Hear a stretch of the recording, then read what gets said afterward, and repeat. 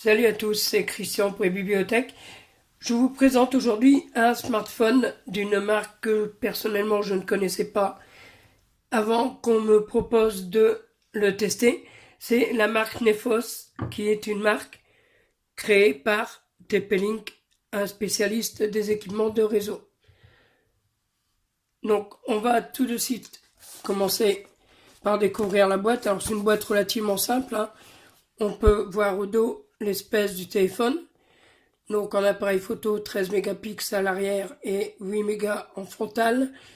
Un écran de 5 pouces 5. Un capteur d'empreinte qui déverrouille en 0,2 secondes. Alors il est vrai qu'il est vraiment très réactif. Et un processeur octa-core, c'est un MTK 6750, donc 8 cœurs à 1,5 GHz. Donc il est compatible, je sais pas, voilà, avec toutes les bandes 4G françaises. Il dispose de 2 Go de RAM et de 16 Go de mémoire extensible via une carte micro SD. Donc dans la boîte, outre le téléphone bien sûr, on trouve un chargeur, prise française. On trouve également un câble micro USB et, c'est de plus en plus rare, une paire d'écouteurs. Donc je ne les ai pas utilisés parce que j'avais déjà ce qu'il fallait. On a également là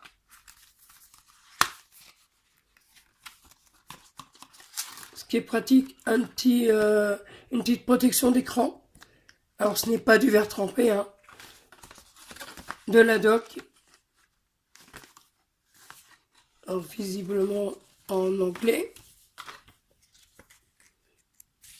Non, c'est du multilag.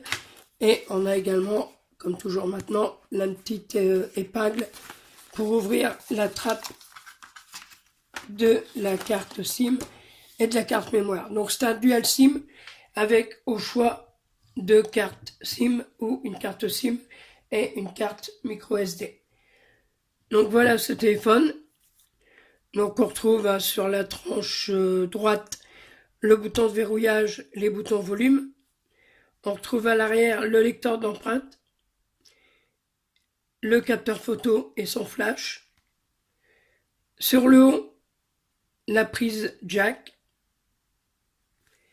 Et sur le bas, alors deux grilles de haut-parleurs et le port micro USB.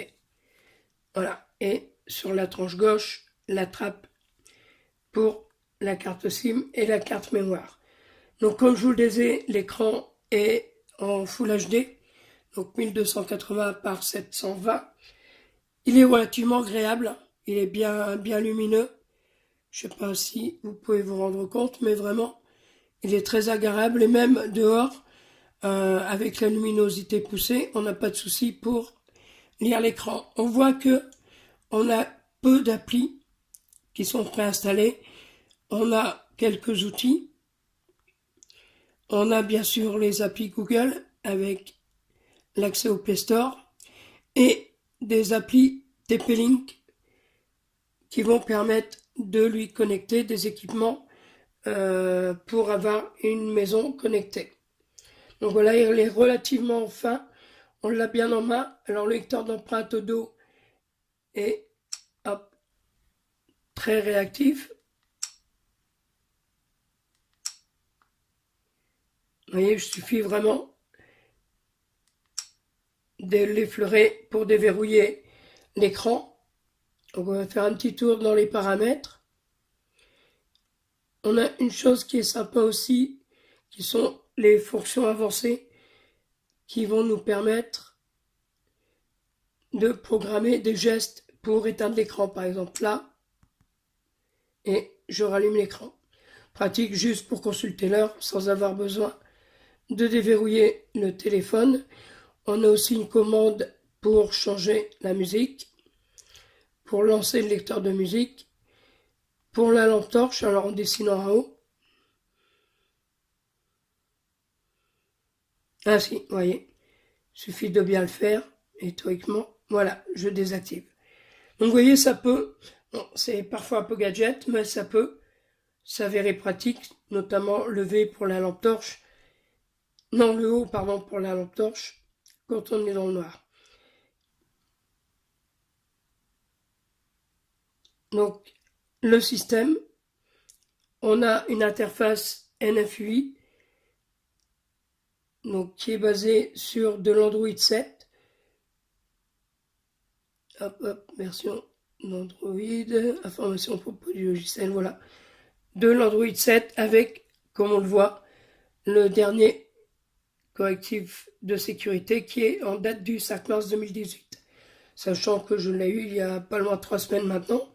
Donc on voit qu'il est à jour au niveau correctif de sécurité, ce qui est toujours une bonne nouvelle. Donc on a les boutons là qui ne sont pas apparents dans le bas.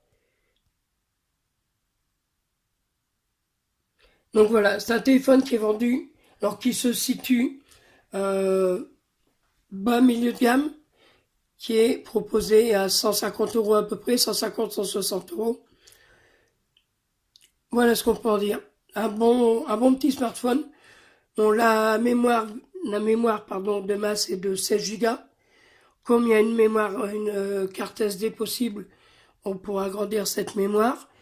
Que dire, je vous mettrai à la fin de cette vidéo quelques photos que j'ai prises avec et également une petite séquence vidéo histoire de vous donner une idée de la qualité. Moi, j'ai trouvé ça pas mal.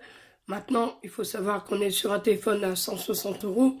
On n'aura pas la qualité, bien sûr, d'un smartphone comme le Galaxy S9 ou l'iPhone 10 qui valent l'équivalent de 10 appareils comme ceci. Voilà, pour ma part, je vous dis à bientôt.